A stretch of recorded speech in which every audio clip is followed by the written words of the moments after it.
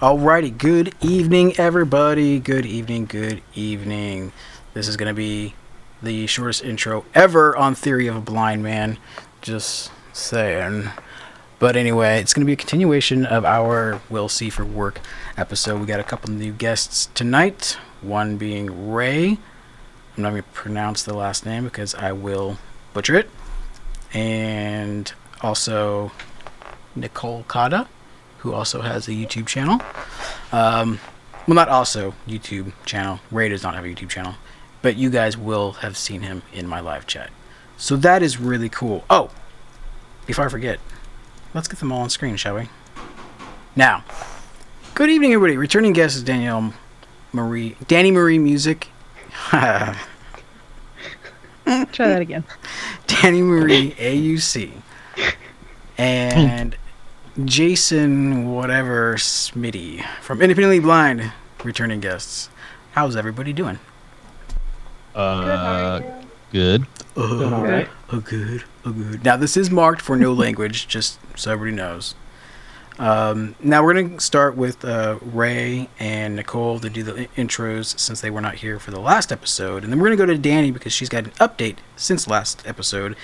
And then I guess we'll go into Jason, but he may take up the whole show. So, Nichole, why don't you go ahead and start us off? Give us a little bit of background of what you're dealing with as far as your particular disability, blindness or low vision, employment. I know you're going to school and all that great stuff.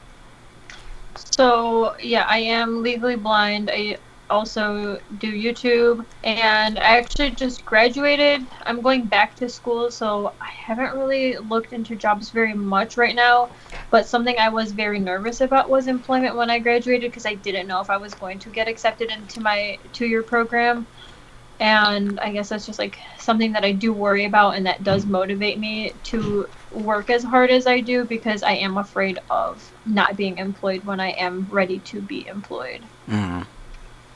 Cool, thank you. And then we're going to go to Ray, who is an accessibility technology instructor and actually works with Jason. So, Ray, why don't you give us a little bit of background? I'm more of Jason's boss, but I wasn't going to rub that in, but hey, I'm your boss here, partner. Just remember that. No. So my name is Ray. I'm an assistive technology instructor and currently got promoted as a supervisor for our local call center. I also am legally blind. I have retinitis pigmentosus. What else? That's basically it. I'm cool. Average. The average one.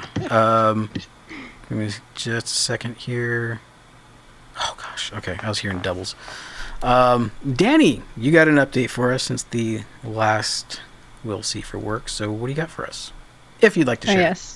Yeah, I'll share. So on the last We'll See for Work, I had said that I had applied for a job that I'd been waiting for since December to open. And it was a bank job, and it was like the perfect location. It was great pay. It would allow me to live near the perfect location in the city. And I was excited to apply for it. I was making plans in my head, and I was optimistic.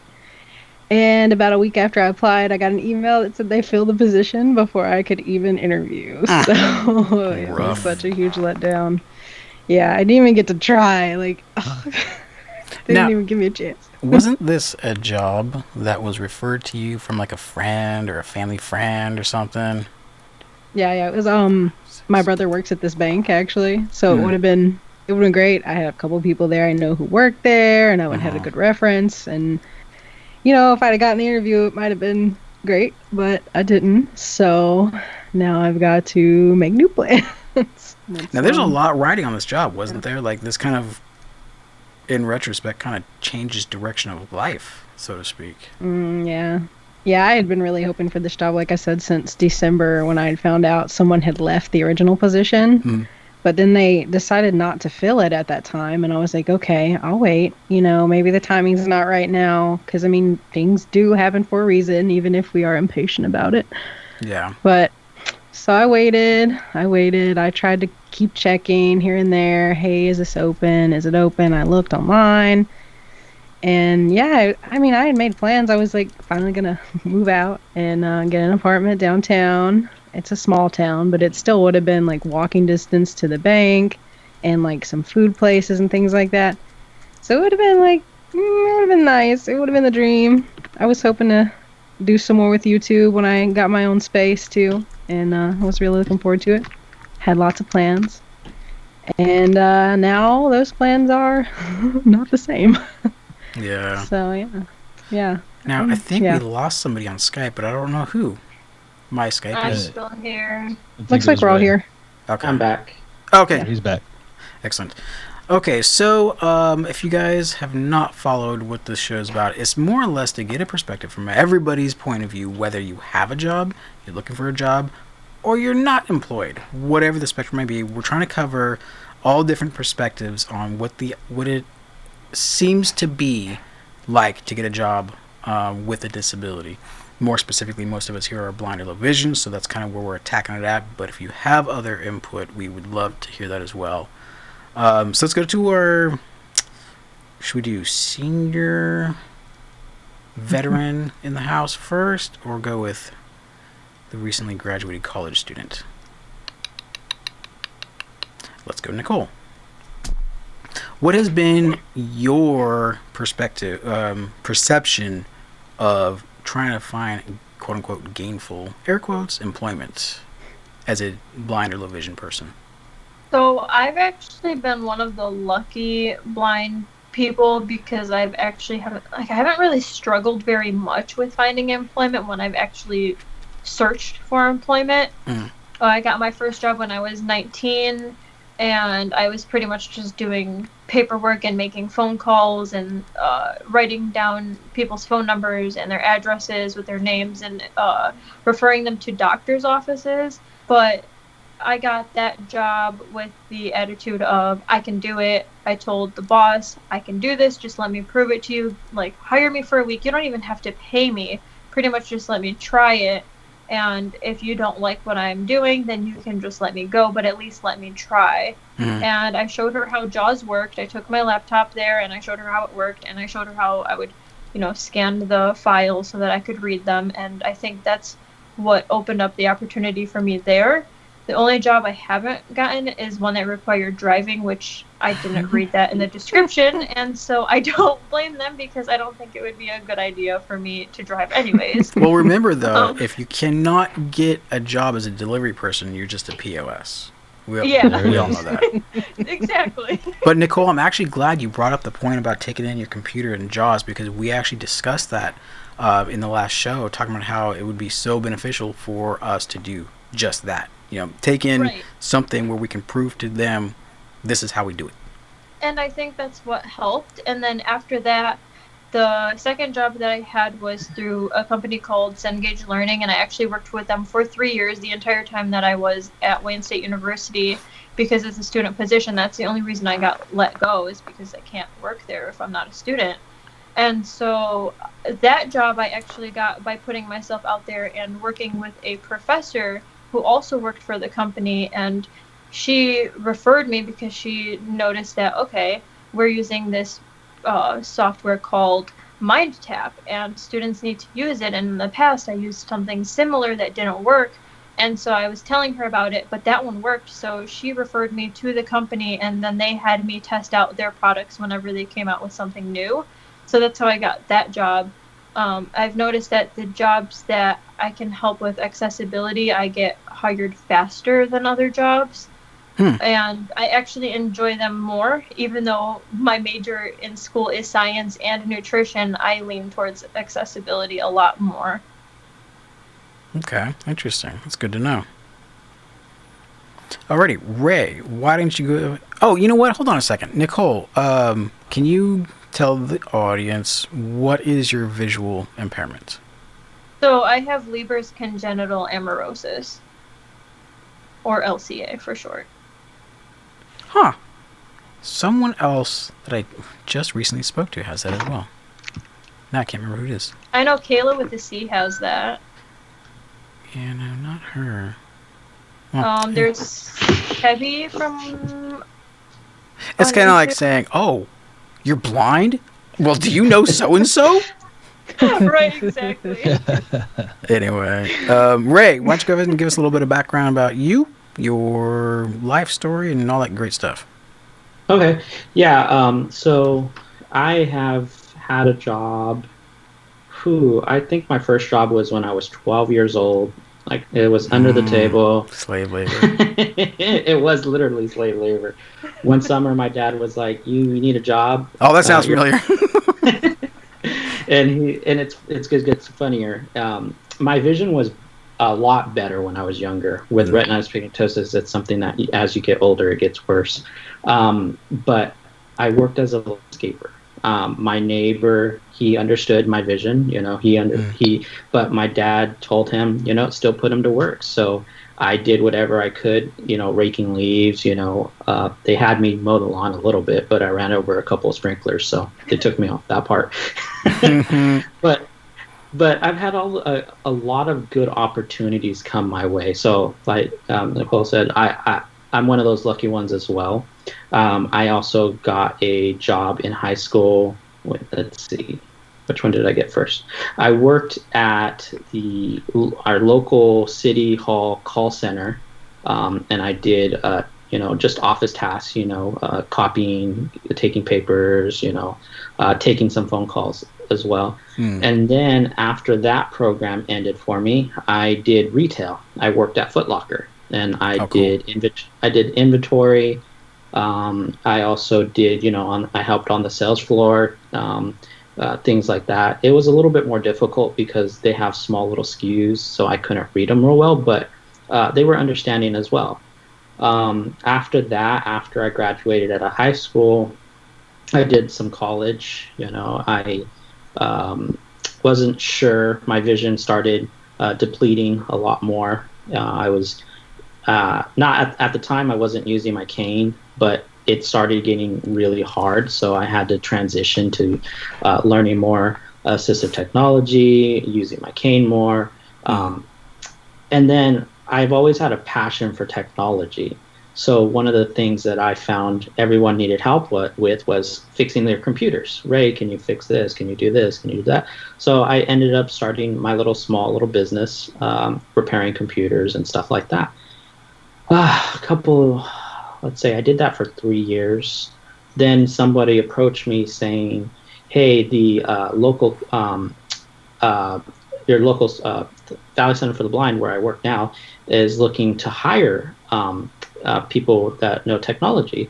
So they I connected with the executive director, had a meeting with them, and it's a funny story. I had a meeting with them in the summer, and I never heard back from them.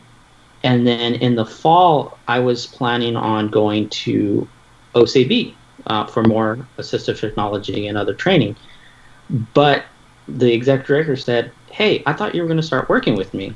I was like, you never talked to me. So I took that as a pass, like you were passing on me. But anyway, long story short, I volunteered at the local center for about 6 months. They brought me in as an intern, and then a position again opened up, and they hired me in there, and I started teaching right away, and now I'm here. Nice. See, guys, you know why I like Ray? He's a literalist. Because I say, give me your backstory, and he just gives us a 10-minute dissertation of his life story. That was just awesome. Thank you, Ray. Yep. So, Jason, why don't everybody knows Jason? If you don't know Jason, just watch the rest of my channel. But you get to work with Ray. So how's that been since you've started working there? Well, I've known Ray for about 4 years. So, he's been my trainer off and on due to me being off and on. But he's also became a friend outside of work. So I already had a relationship with Ray. But now working on him, as my boss, he's got talent. He's got leadership skills, and you can see why he was able to excel. And he's one of those stories where if you listen to what he just said versus what I'm about to say about him, it kind of goes to everybody out there. I really want everybody to take a listen to what I'm about to say. You're going to get out of what you put into something. And if you're passionate about something, and you find that open door, just kick it open. And that's what Ray did, right? You heard him say he came in, he had an interview, then he volunteered, then he interned, then next thing you know, he's been training people, and he's well respected around the Valley Center for the Blind. And it opened up the doors for him to become a supervisor because he showed his skills and his ability to problem solve on a computer, whether it's JAWS, whether it's NVDA, whatever it is, magnifier, zoom. I mean, he just, redid my computer.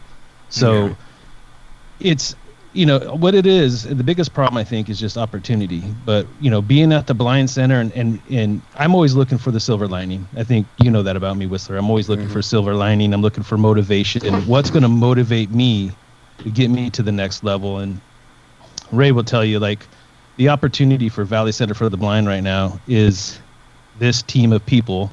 It's about 8 of us. And there's a lot on our shoulders to do this right. And it's we can't get into the details necessarily of it, but it's a state job. So, there's a lot of pressure on Ray in the way that Ray handles himself and the way that we just come together and just I think we're doing well. And I think we have an opportunity to build something great for Valley Center for the Blind. So, I always tell people there's always something somewhere. So if you have a local blind center, you have to go check it out.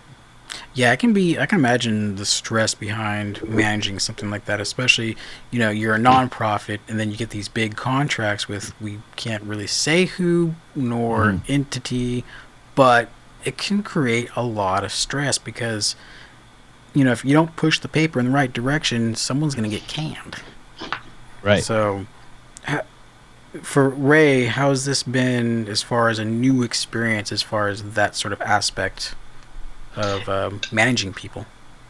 I guess I've had the, again, luxury of having to learn how to manage at an early age. Both my parents are managers in their careers, and they always have been.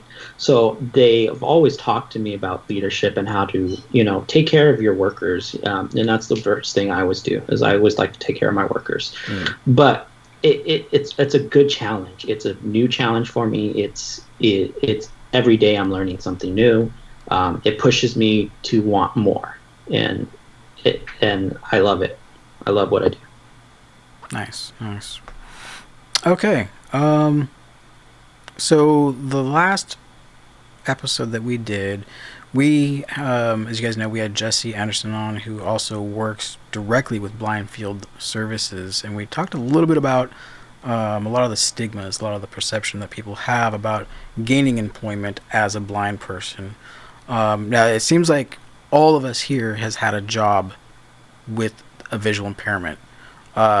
So going into your first employment position or whatever it was, even preparing for employment, how did you guys gain the knowledge and or the resource wisdom to go into that confidently? We'll keep the same order: Nichole, Ray, Dani, and Jason. Okay, so I was actually really terrified when I first started applying for jobs because of the stigma, and I guess all I had heard was negative things from other people, like, oh, you're not going to get hired because you're blind and blah, blah, blah, and all this craziness. But I just have always been that person that has the mindset, if I really want something, I'm going to get it, and if I don't get that, then I'll get something even better. It wasn't meant for me to get that if I didn't get it. So I think that's what helped me to get my jobs in the past.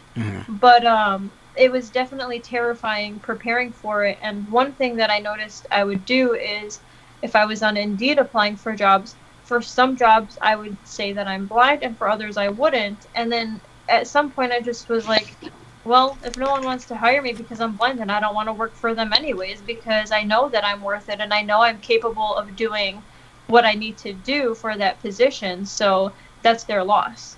And I think that's one of the best things that has helped me personally. I completely agree, and that's how I take it too. Like, they don't want to hire me, fine. F you! Yeah.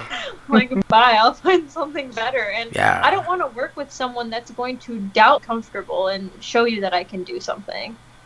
Yeah, and there is another side, another aspect to that, and that is from the other side, the non-visually impaired side, the people hiring us, the people that work with us. I think pretty much everyone here so far has already mentioned the fact that, like, when you go to work and people know you're blind, there's this weird environment that evolves, and it's really odd. I don't know if anybody else has ever noticed it, but people start looking at you differently. People start, I think it's more like a they don't want to offend, they don't want to do something wrong.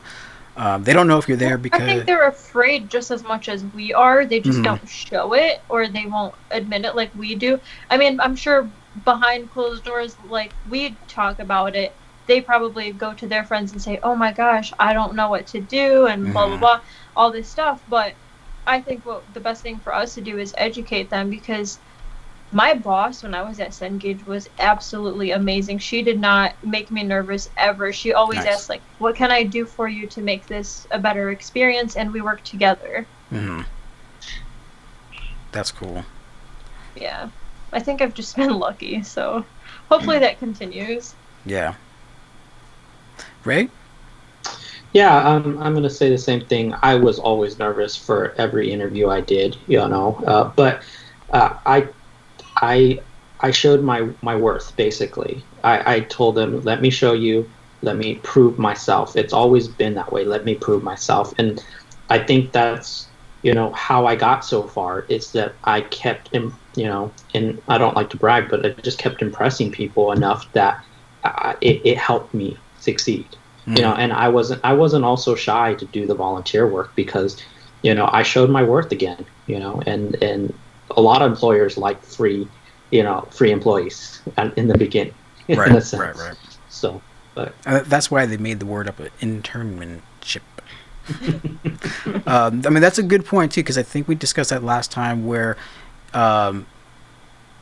we do have a harder time, and what I mean by harder, like, more, we have to work more difficult in order to be taken seriously and to be allowed to have the opportunity to show that we are employable. So, we take more sacrifices. We have to do a lot more. Yeah. Really? Oh, go ahead. I was just going to say, I have a couple of employees, they travel about 2 hours to get to our call center. Oh, wow. That's how committed they are. So they sacrifice. So I have one that wakes up at 2:00 in the morning, has to catch a rural transit bus to get into our to get to the center. So that's dedication right there for you. That is awesome. Really quick before we go on, I want to say hi to In Darkness, Blind Toes. Red 5 standing by. Yeah, well, he said Red 10 this time. Did he? Red 10 standing by. Blind Toes, Marco.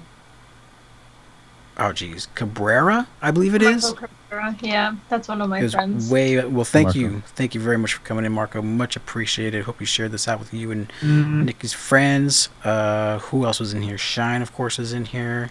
I said In Darkness. And I think... Did I cover them all? In Darkness. Blind Toes. Yeah, everybody else is in the panel with us. Awesome! So... who wants to go next? Dani or Jason? I forgot who I said. You said Dani. me next. Okay. Yeah. So my experience with jobs has been so different from you guys because I live in such a rural area. So for those of you who don't know, I live in Mississippi, and it is not transit friendly. It is not visually impaired, blind friendly. If you can't drive, there's not a lot of places you can live successfully and independently in the state of Mississippi. Even the bigger cities barely have buses. Like, my city has a couple Uber drivers and, like, a slightly reliable taxi service. There's no buses. So my experience has been different in that way. I've applied for a lot of jobs. Like, well, not a lot, but I've applied for a few specific jobs that would be fitting. Like, I'd be able to get there. It's regular hours. I'm qualified for them, etc. And the thing I do to prepare for them is research. I'm an over-researcher. So one job in particular was, it was this job working with kids, and I can't remember exactly who it was with. But anyway, my background is counseling and psychology. So I had done a lot of reading in, like, one of the textbooks I had that was specifically pertaining to kids, and a lot of research on, like, what the actual business I was going to work for did and, like, what they were all about. So like that's my approach to it. My approach is like over research, just fill up my head with weird details, and then sometimes I will prep for the interview by running through some interview questions in my head and answers. And those are the things I've done. But I have not been successful. I've done several interviews and have not gotten many jobs. And I always go into it very excited. Like I mentioned earlier about this job that I applied for, I was very excited and I had made plans. I mean, not concrete plans, but they were in my head plans. And I was like, this is what I want to do. If I get this, I'm going to do this, this, and this. And I always go into jobs thinking that. I'm always very positive, but I just have not had good luck with those things. So that's my side of the story. Interesting. Okay. Jason, after you go, I have an open-ended question for everybody, or more like a hypothetical, but having to do with population in cities and where we all live, because we seem to have really different stories. So, yeah. Go ahead. I know you're not going to believe this, but I'll be brief. That's exactly why I just said what I said, because I did not want to lose my train of thought. All right, got you. Well, anybody wants to hear the full story about the first part, I'm telling you, watch last episode where I get into detail about my career as a manager for the retail company Safeway and Albertsons. But it was a unique situation because starting that journey as a single father, I didn't share my disability with any of them. I excelled through the ranks extremely fast and made a lot of money. It was until I finally hit the legally blind stage where it all came crashing down. And the minute that they found out, it changed everything. I mean, I pretty much didn't get a fair shake. I was very unknowledgeable on ADA, on CDA, and I didn't even know about rehab or any of the agencies that would help me in that particular situation. We were talking to Jesse about it last time. So that was one different experience, right? Going all the way up to the top, hiding it, not letting anybody know. So I showed my worth, but it didn't matter when the rubber hit the road. I had to go. So, so another experience I had, I would try to get a management job with my management background, and I had an insider.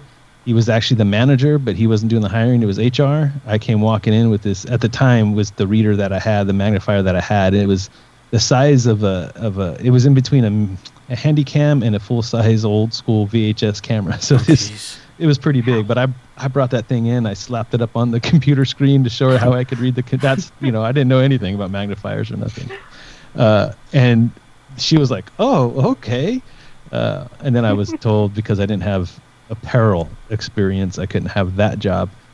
So that was a letdown.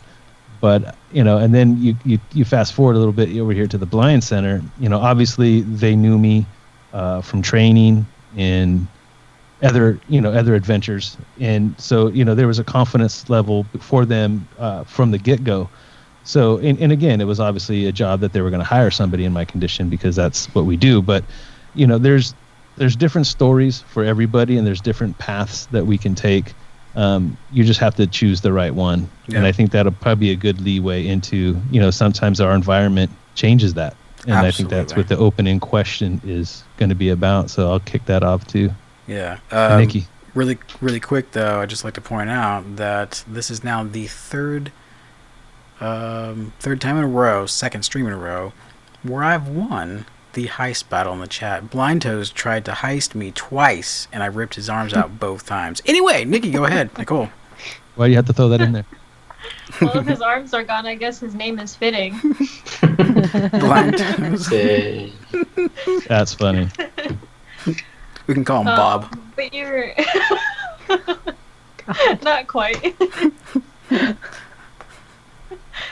What was you said something that you were going to ask about population and cities. So what I was thinking was, I don't even know if there is any real common sense or logical way to come up with an assumption, let's say, or an assertion that, let's say, a small town, small populated town, not a major city, you would have an easier time finding a job as a blind person or whatever, versus a larger city where you have more people who are not disabled and have plenty of qualifications as well. So you would think that is the case, but as we can tell in our panel, that's not really the case. I think it has to do with transportation. Well, yeah, I mean, transportation too. And see, that's the thing that influences when I apply for jobs too. And when I'm done with school, most likely than not, I will be moving out of Michigan because our transportation here is horrible, especially where I'm at. If I did stay in Michigan, I'd have to relocate to another city because you'd think that Detroit would have great public transit, but because we are the motor city, they'd rather have cars for people because it brings them in more money. So public transit is ignored. They try to purposefully make that like invisible because they want the money.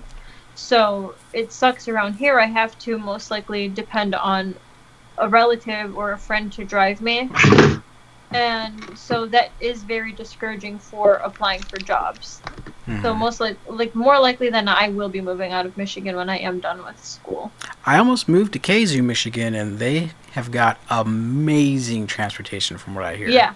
I stayed there for summer, and it's really nice, but I don't really want to live in Kazoo. Yeah. So, we'll see. So, what are your guys' thoughts on the that aspect? You want to take it, Ray, or are you not there? Or? Yeah, sorry. I agree because where we stay, like where I stay, I'm smack down in the middle in California, where we have all these rural areas, all ag areas. So transportation for those majority around for our area is hard.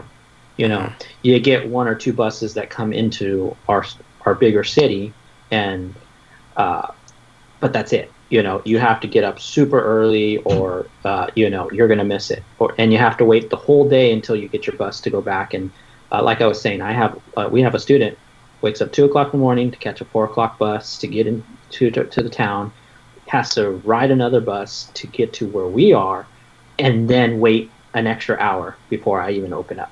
And then he has to wait an extra hour before everyone leaves to go home, and then he doesn't get home till like 6-7 o'clock. But the thing is, we have a good community that's being built and advocating. We have something called the DAC team at our city hall. I forget what the A is, but it's like Disability Awareness Community, and they advocate for transportation. And it's being one of those things that has, been something that, what is it? The squeaky wheel always gets the oil, and it's true. If we keep at it, it's going to happen. But I understand it's not always that way in other areas. So transportation is an issue. Yeah, that's another point to what this show is trying to present with different people, is to show that every single region and every single county and state, we all have a different perspective to this. Yes, definitely. And leads me to actually it's Dani's turn, so I won't speak. Oh, I'm just agreeing with you guys because, I mean, like I've said, Mississippi, no public transit. I mean, even in the bigger cities, it's kind of sparse. So I'm just stuck. It's really hard for blind people here unless you already live in the city. Yeah. Why don't you just move? Oh my God, you should pick up move. Oh, if I could count the amount of times people have said, "Well, just move," like it's so easy and so cheap. Easy. People right. And I know Whistler has said this before. In the "if you can't get a job, then you're a POS" video, where like it's not like, first off, we don't even know that if we get this job that we're going to be allowed to stay there. They might hire us for a week and then let us go, and we've just moved, packed everything, and now we have to go back. Like it's just ridiculous. Or is the job enough to pay for the place you need that's near transportation or walking distance to the job? Like that's where I might struggle too. The job? Like what if you start working there and you hate it?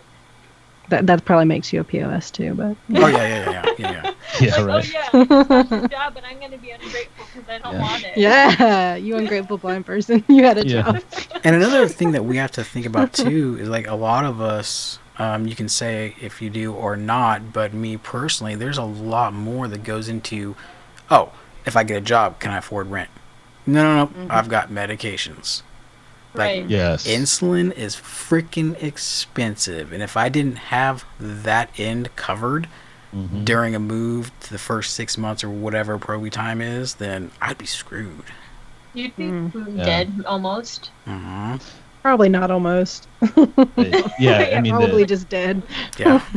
the insulin is definitely more important than what I take, but I'm in the same boat. Like my medication is so expensive that there's a lot going into that.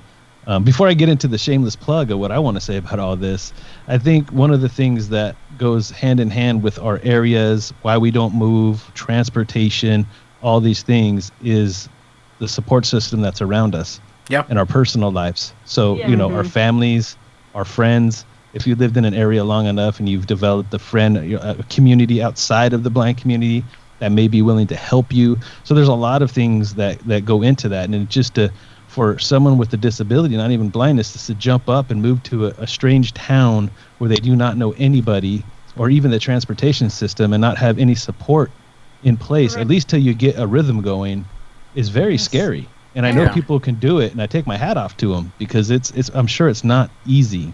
I actually know someone who did that, and if you'd be interested in having him on here, I was talking to him earlier. He said he would love to join and talk about doing that. Sure. But yeah, seriously, like shout out to whoever can just do that. But also ask a sighted person to do that, and they'd be like, "Oh my gosh, I can't leave everything behind." But when it's us, it's so easy, right? Yes, that is so true. Now, I actually have done it a few times in the last several years.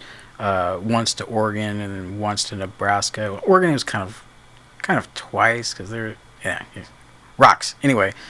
But both times I took a train, and to pack up and move to Nebraska, that in itself was a pain.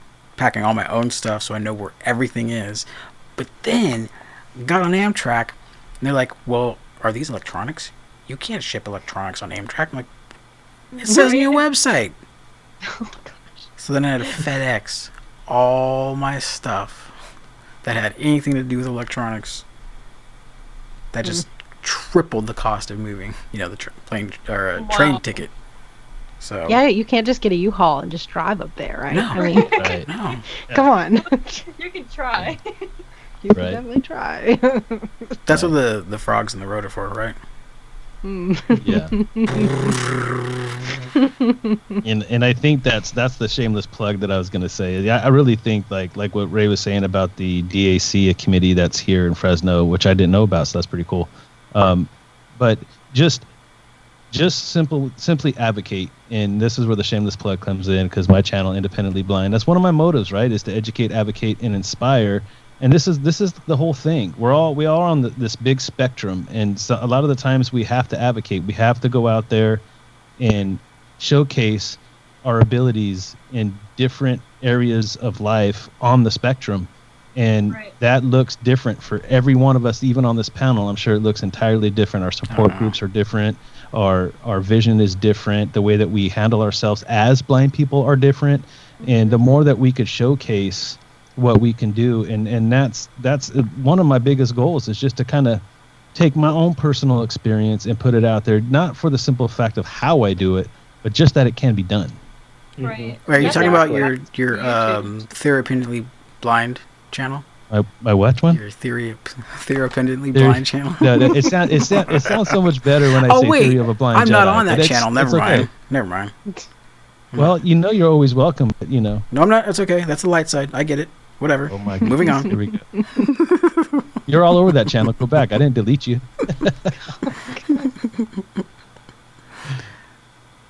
I'm covering the chat too at the same time. I can see that.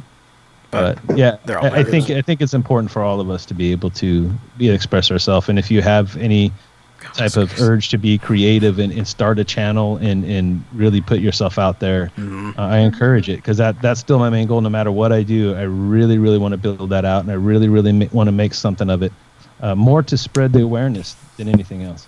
Yeah, Same. absolutely. I've really enjoyed mine. I started my channel in May, and I'm really loving it, actually.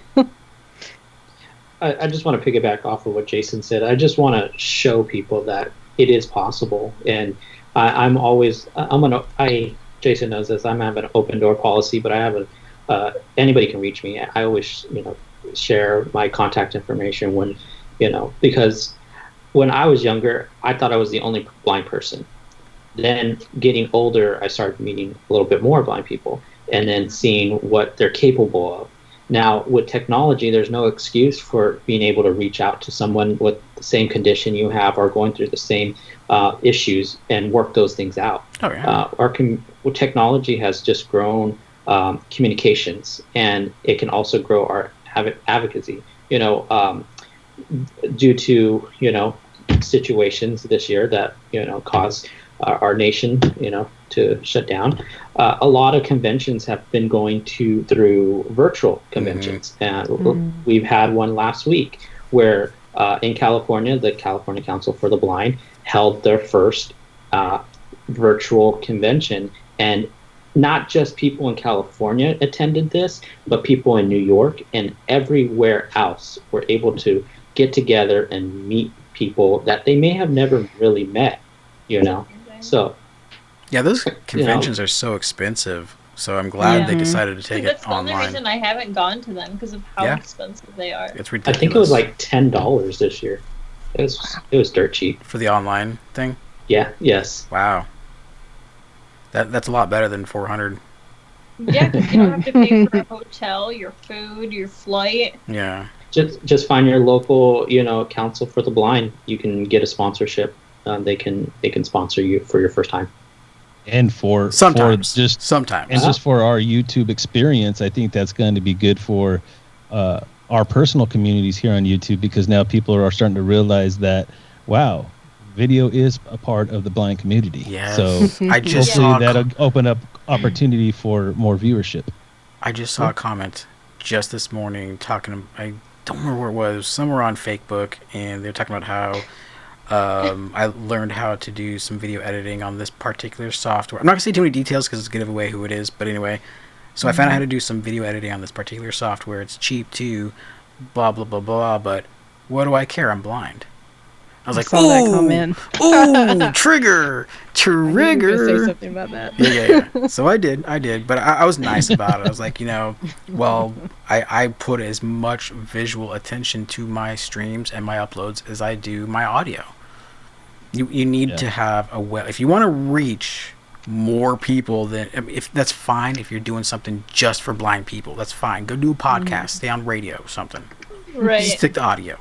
But if you come to YouTube, you gotta understand tube. It's in the title, tube. It's the tube, man. People want to watch it. Yes. Anyway. Yeah, Whistler, what you do is so motivating, because your audio sounds really good. I can't see what your visuals look like, but I can imagine that they look badass. But even before I discovered your channel, because I think I discovered your channel in April, and I've been doing YouTube since the end of October, I've still cared about my visuals, because let's be realistic, there is more of a sighted audience than there is a blind audience. Maybe more blind people will be viewing your channel, but if you really want to grow, there's going to be more sighted people watching you, and they don't want to watch just a black screen. Or a nose hole. See you. They or your nose hole. No, it's a good point, because YouTube is the second largest search engine, the second engine that people use to search for things. So when you've got a sighted person, their father, their son, their brother, sister, whatever, is starting to go blind, and they want to find some technology, but they want to get almost a tangible feel to it, they're going to find something visual. They're going to go to YouTube, and they're going to see these kick-ass streamers that are here right now and be like, oh, damn. Right. And that goes right back to advocacy, too, because that showing that we have the ability to do these things makes them ask questions. And that's what we want. Sometimes those questions could come off very ignorant, to say the least, right? I've been in a couple of, yes, my mic smells good, Whistler. But the thing is that the more that they ask questions, it gives us the opportunity to answer them and explain how we do it. Holy, stop the presses. Hold on, Ray, really quick. Amy, not my real name, is in the chat. I hope you are doing well. She's a long time Aussie. Oi. She's a long time sub of mine. Really good friends. I'm really glad to see you back in the chat, Amy. I hope you're doing well. Second that. Yep. Third it. In Darkness says they look badass. Sorry, Ray. Go ahead.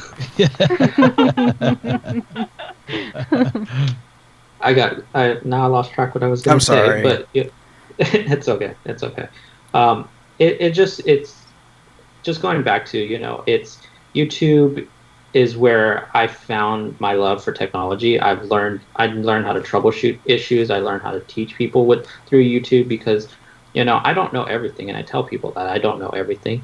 But I'm willing to look it up and find it. And it's kind of funny. I have students that come in and like one of the devices that we like to train with is the Victor Reader.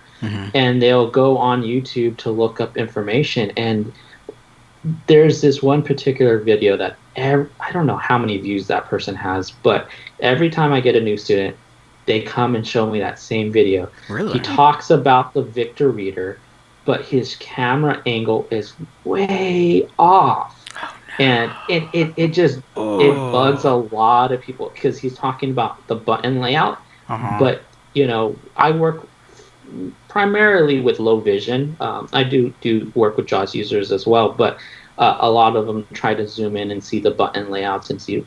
But it just shows that it's important for you to have the visuals, yes. even though you may not use it yourself. It's that spectrum.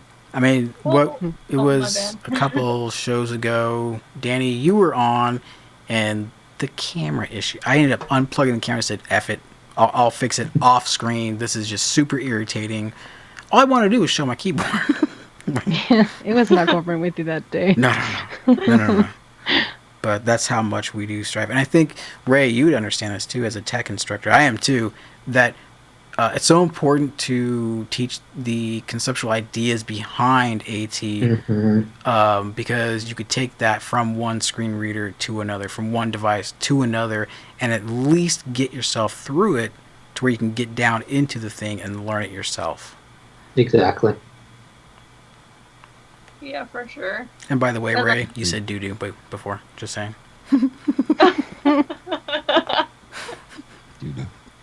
Doo-doo. It did.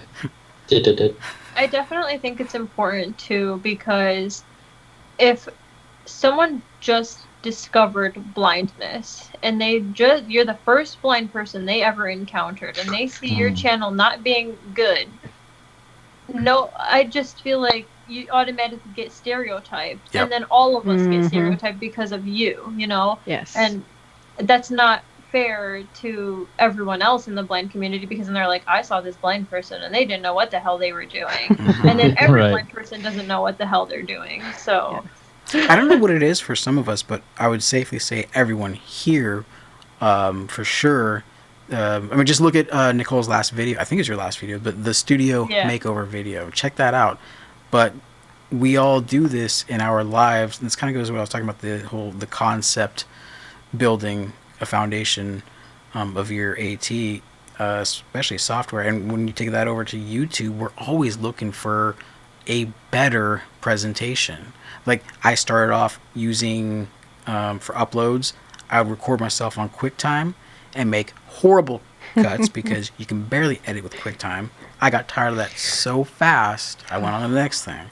And then I got into streaming, and that was, Google Hangouts to YouTube, and then that went away. And then you start going on these journeys, and you're always evolving your channel or your product. Right. And sometimes that video was mostly improving my visuals. I still haven't figured out the whole audio thing, but I used my friend's microphone because I was like, this video has to be somewhat better. So we recorded it directly onto my editor's computer, and it was still something. Yeah. But I feel like as time, and I've only been doing this for 7 or 8 months, so I'm sure eventually it's a slow process, but it'll happen hopefully by the end of this year where everything will be figured out. And I'm sure once everything's figured out, there will be something that I have to change. Oh, yeah. And that's also part of the process. And sometimes getting that process on video is just as encouraging, and it I also love is advocating. I think we I have love it. an I go back to impromptu. videos and yeah. I think we have an Yeah, no. impromptu series on Independently Blind of me and Whistler coming in and out for like 2 to 5 minutes at a time, troubleshooting Ecamm for Yeah. like, I don't know, like a week or week something or so. like that. Yeah. Yeah, no, But you know I what? Look at us now. that. Look at it now. I watched that, and I was actually talking to my editor about that. It was during quarantine, so she was standing like Yeah. freaking 10 feet away from me outside, and I was like, yeah, there's this YouTuber, well, these two YouTubers, and they were talking about how like they've been doing this for like 5 years or 6 years, and they still like are learning new things. I was like, we're only doing this for like 8 months. Like, we got this. It's fine. Yep. And I love that because then it shows your growth. Like, I think I've watched videos from 4 months ago, and I'm like, oh god, my voice sounds horrible. I sound sad. Why do I not sound enthusiastic at all? Yeah. So It's basic. the growth. It's basically like, if you're not learning something new, you're not doing it right. Exactly. Mhm. Yeah, True. definitely. Or you're not trying hard enough. Exactly. Exactly. I would say as you're going along, let's say you're working on your presentation, your style, your delivery, whatever it is, every day for your brand. If you don't fail at least once within that day, you're not learning anything. Right. Right. Mhm. Exactly. Oh, look, blind toes! I ripped your arms out again. Awesome. You're learning, bro. You're just learning. Yeah, the force is with me today. You're learning to sleep with your toes. I think I remember what I was going to say earlier about advocating and help having people talk. I have Jason showed his cooler cane. Now it looks better than mine, but I have an all blue cane, and the reason why I got an all blue cane, it's kind of stylish. I like blue, but it's to draw attention to people, because what I've noticed is people will come up to me and ask me, hey, why is your cane blue versus everyone else is white? And that gives me the opportunity to educate that person, because it gives them a more comfortable opening of, approaching me instead of saying, hey, can I ask you about your blindness? It's an easier way of doing it. So it's that education, I'm always about that. I think I don't remember who it was, but I was talking about canes recently, and I said mine's all was black. me. Was it you? Mine's was all me. black, and it's kind of the same thing. It's like, why? Me personally, I don't like the white and red cane.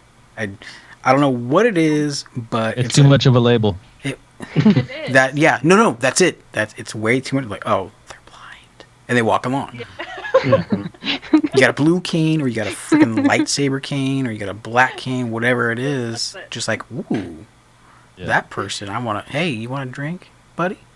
Even that, Whistler, sometimes being in a normal situation, like an unnormal situation, like being at a bar, it throws off so many people. Yep. Like I know. it's like, what is this blind guy? Blind people in a bar?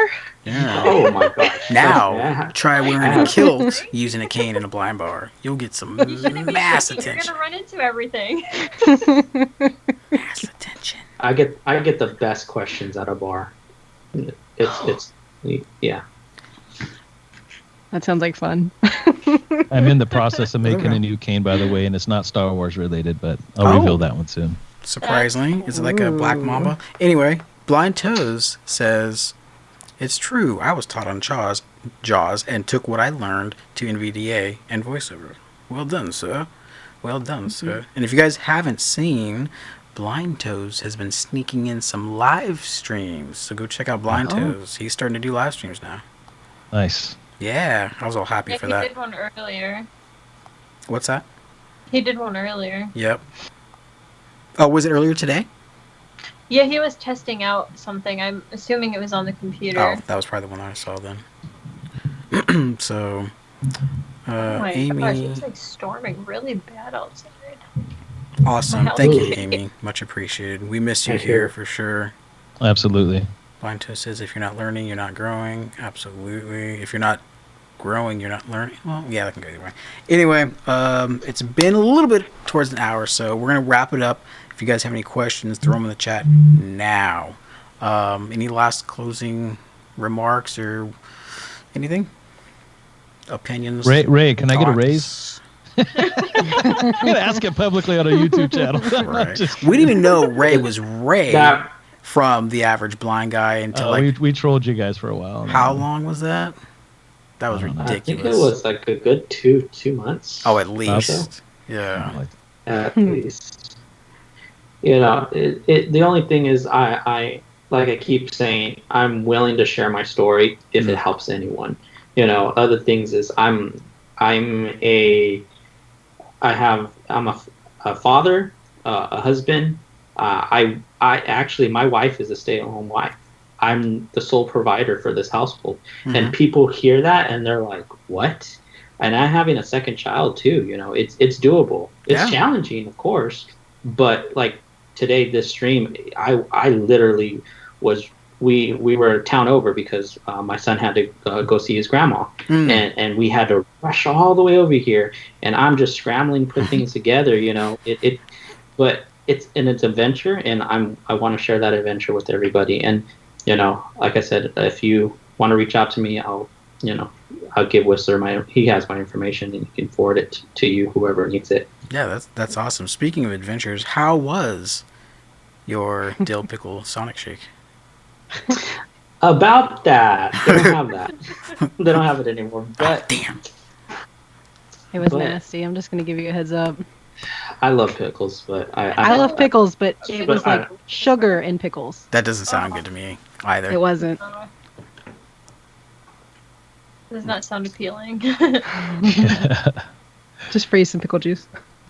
Like I said, my favorite are the bacon vanilla shakes. Oh, I've never had that. Where did you get that from? The first one that I had, believe it or not, was at Denny's. Wow. I thought you were just making that up. Oh no, no, no! There's bacon everything. There's bacon flavored toothpicks. There's bacon flavored. I don't know. Like you can search anything. Look, they've got maple bars with bacon flakes on it. No, that's good. I had a maple bar with a bacon strip on it, and it was pretty good. Yeah. Going back real quick, my wife was trolling Jason. Okay. Yeah, she was trolling me. That's all good. Hey, really but you know what? Hey, call it a troll, but dude, you have, with the exception of today, this guy eats Sonic every day. Every day. It's convenient, okay? They were picketing outside today because he went somewhere else. You know, the traitor. I was like, man, you gotta call the cops, get him out of here. Gonna turn unpeaceful in a minute, but no, it might be a good chance, to motivate, man, if you want to plug your wife's website. Oh, that's right. Yeah, she's still working on it, but I keep encouraging her. You know, she's I think, what did she say? She's 18 weeks pregnant. You know, they just updated her. They said we're further along than expected, so she has a lot going on. But herhonestheart.com. She writes, stories about how me and her met. If people don't know, my wife is fully sighted, and we met in high school, and we've been together for 12 years. Damn. Awesome. Two kids. Awesome. Congratulations. Or second one on the way. Yeah, second one on the way. We have one. He's a year and a couple months. There's a lot going on in our life. I'm going to get a guide dog pretty soon, so I'm hoping to share my story more and more. That's cool. That's cool. Blind Toast says, kilts are awesome. I have an olive one. Right on, dude. I've got 4 of them. Adam Jordan, cheers. Marco says, these live streams are way better than movie. Can't get better than this. And he put a bunch of emojis in there, like popcorn and candy. That's nice. Wow. Thanks, Marco. Marco's one of those people, like, this stream will probably be over and he'll go watch it 3 more times. Nice. Appreciated. Views count. Yeah. Right? My channel's monetized. Keep it on repeat if you want, Marco. Go to bed with that shit on. I don't care. Anyway, I know I almost said the T. You kind of. Yeah, I'm gonna give you. You pulled up. You braked pretty hard on it, but that was good. I did. I broke real quick. I was like. But you know what? We've been in this for about an hour, dude. My hat goes off to you, but I'm not wearing one. But it's off to you anyway. You did a really good job. Well, I got to keep in mind, if I go into the show on my before I go live, I click the boxes to what's the show going to be about for the monetization. So if I click none, that means I got to be very careful. Yeah. So, 809 in darkness, Purple Heart in darkness, and that's about it. So there are no real questions, which is fine. You guys can always email me questions ahead of time, and we can cover those in the next show. And anybody that's here now is welcome back in the future. I would like to try to get new people as well.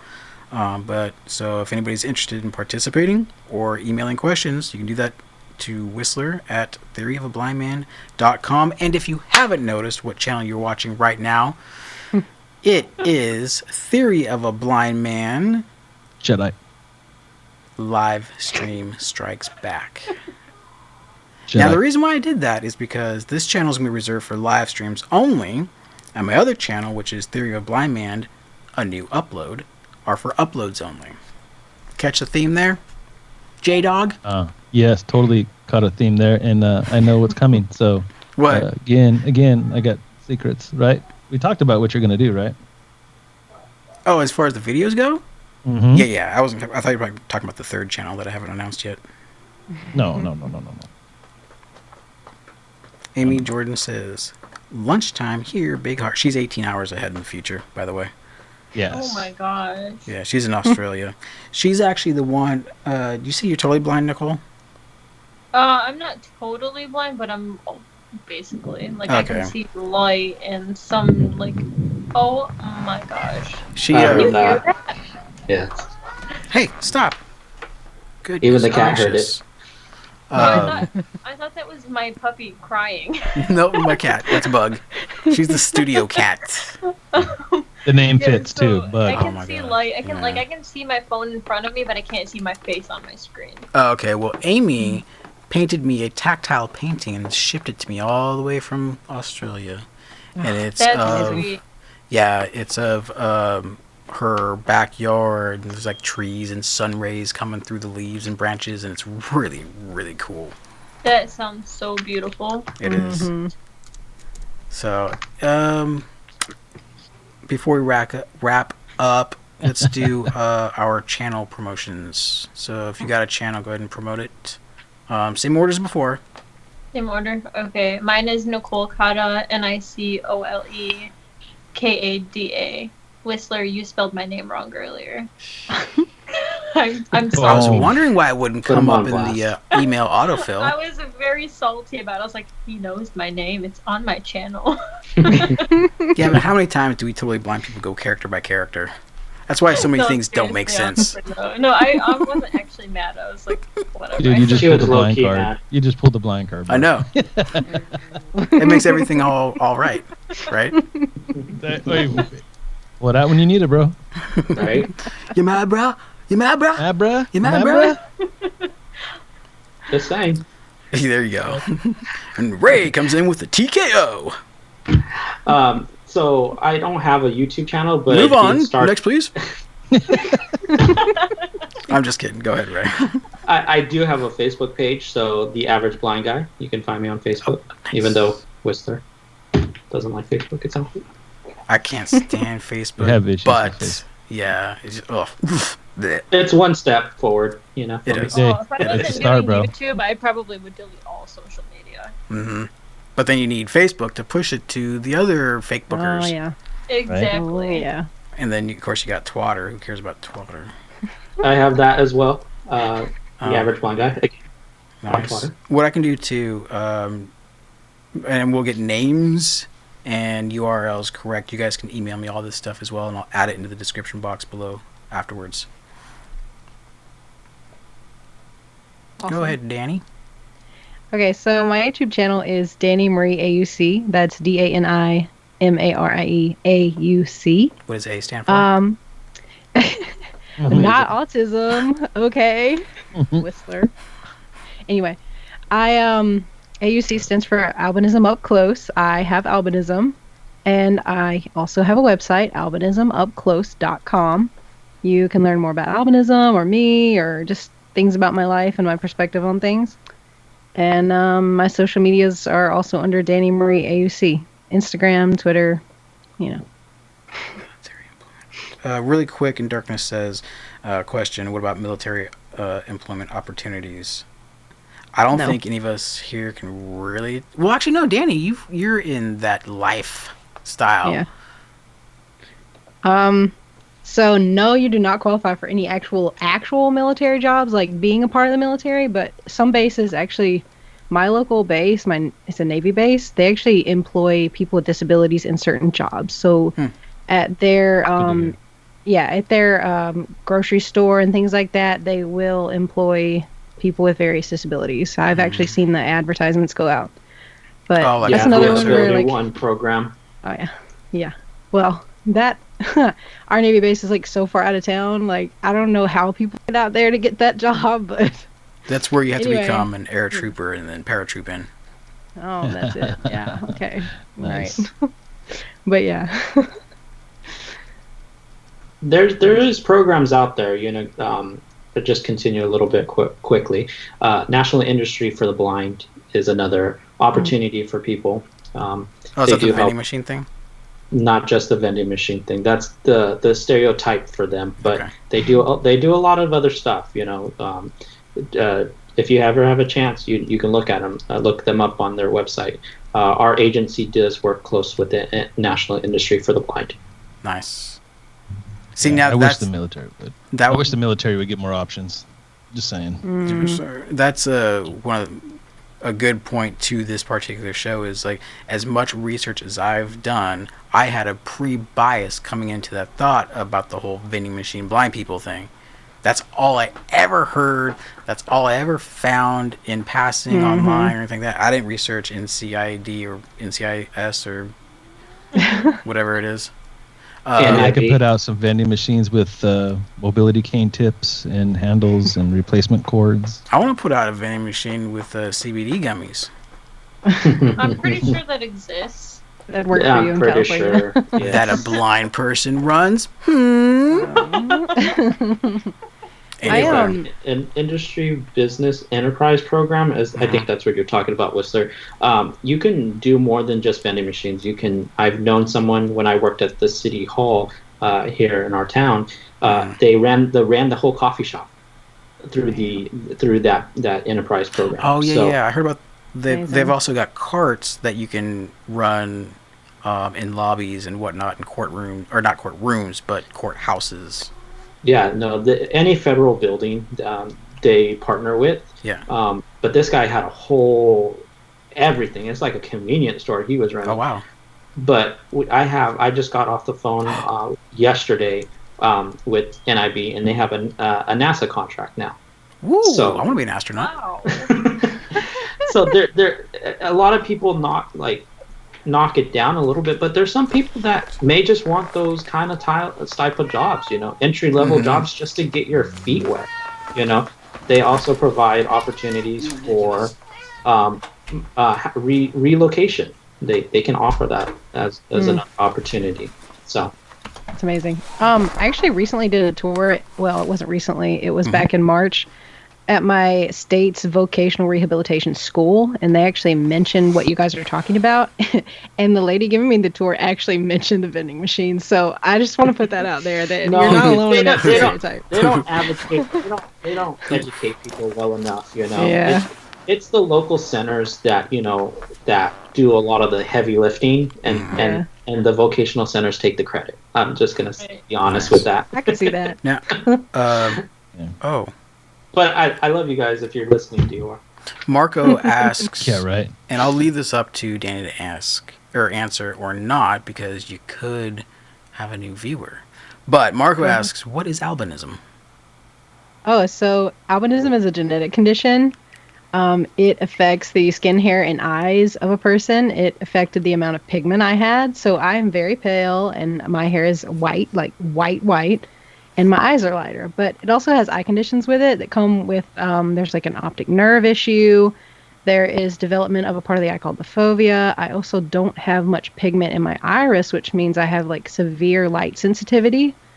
And also, I just have a regular visual impairment. I'm just really nearsighted. So I'm legally blind, like most of you guys. And yeah. Cool. So you can check out my website, and I have a really good video of it on my YouTube channel. It's literally called What is Albinism? And that's Dani Marie AUC. And in darkness, just posted the link to your channel right after that. Oh, thank you. In You'd be darkness. so awesome for Yep, that. followed by, I believe, Independently Blind. Yep, there's Independently Blind. Appreciate that. Awesome. Oh, hey, look, Danny Mac McKenna, you are late, son. We're about to get out of here. Oh, Danny Mac. wait. What's up, Danny Mac? He's gonna have to watch the whole thing over. I think In Darkness is looking for Nicole's channel right now. But anyway, like I said, I will get all the links and I'll put them in the description box for anybody in the future, or if you guys want to come back and click on them, you can do that. But other than that, I've got nothing else. Yep. So I'd just like to thank everybody for watching Theory of a Blind Jedi. Once again, it's always good to be back on my channel. the and live help it stream grow. strikes back. The live stream strikes back. So yeah, no, it's been fun. It's been fun hanging out. Obviously, for those who don't know, I have a channel called Independently Blind. You can find that. We also, Whistler and I both, also have the Blind Jedi channel, which we do the Darth Jedi show, which is looking pretty good for our show tomorrow. We're gonna have to touch base on some stuff that we were talking about. Yes. You got today. the link to the new intro? I haven't opened it yet, but I have the Okay. link. Yes. All right. Cool. Yeah, thank you. I'm going to thank each and every one of you for coming on today. And again, like I said, invitation's always open for any future episodes you want to do. I think we'll keep this particular show to a Friday, 7 to 5 p.m. Pacific time, unless you guys have any other thoughts about a time and day. But I'm going to try to keep them to Fridays. It seems to do good. So let's go to... There we go. Awesome. What was that? No, I said it's awesome. This is really cool what you're doing. Oh yeah. We're all a part of it. I'm just in it for myself. I don't help anybody. Anyway, thank you guys for watching. It's been Theory of a Blind Man. Don't forget, love is blind. Keep it blind. Hey! Are we letting people walk inside? What the hell? I was thinking, I'm like, what is this? I thought that was like your outro or something. It was supposed to be, but for some reason it was the one of the videos that I reviewed last week. Okay, so hold Check on. your sound card, bro. Check your sound card. Check your sound card. Bypass. It won't let me bypass. Walk inside? No, they gotta go on the outside. This is all a crime scene. That video. It just turned into a crime scene. Yeah, he's grabbing after the victim. Yeah, it won't let me do the bypass to the pause the victims. video and change it. So I'll have to do that offline. Well, this is an awkward outro. Jason, take us out. After talking about being professional. I know, right? This just sucks donkey balls. Oh, there it is. Bouncy balls, people. Bouncy Maybe balls. that's not good either. Basketballs? I don't know. I don't know. I don't know I who mean, would is want to that suck in profanity? balls. Blind people can Is play it- basketball. That's what he meant to say. Oh, speaking of stupid blind people, I found a What? clip. That I need to make a retraction video for, because I was kind of, the whole POS video, and then we jumped on board saying, like, blind people aren't blah, blah, blah.